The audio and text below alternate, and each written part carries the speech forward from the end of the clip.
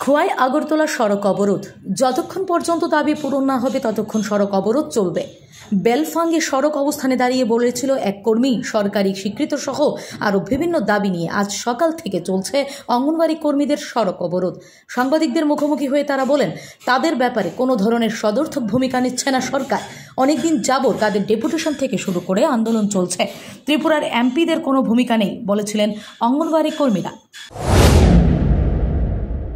আজকে আমরা ছাত্রনেত্র প্রজেক্ট जो অঙ্গনাদি ওয়ার্কার হেল্প আশা কর্মী যৌথভাবে আমরা এখানে এই খোয়াই বেলফাঙে বসতে হচ্ছে, কারণ আমাদের সরকার আমাদের জন্য কোনো চিন্তা ধারণাই করছে না। কাজ অ্যাভেলেবেল দিচ্ছে আমাদেরকে, কিন্তু আমাদের মাইনে দেওয়ার সময় ওনারা কোনো চিন্তাই করছে না। ওনাদের মাথায় আসে না যে আমাদের অঙ্গনাদি ওয়ার্কার আশাকর্মী এবং সহকর্মীরা কত পরিশ্রম কাজ করছে। দিনে দিন যখন ডাকে, রাত্র হোক, সন্ধ্যা হোক, দুপুর হোক, আমরা ওনাদের ডাকে চলে যাচ্ছি, কাজ করছি সারাদিন। আমরা বাড়িতে কাজ করার মতো আমাদের সময় থাকে না ওনাদের কাজের জন্য।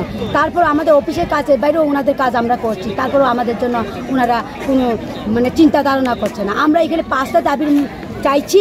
5টা দাবির মধ্যে আমরা পুজোর আগে আমাদের ফার্স্ট দাবি পেতে চাই।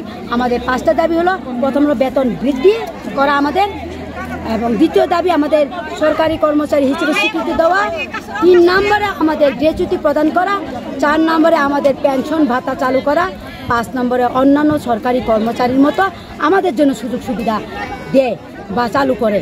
ওইটা আমাদের 5টা দাবি, কিন্তু পুজোর আগে আমাদের বেতন বৃদ্ধি ওনাদের করতে হবে। Bureau report, S Bharat live 24 hours.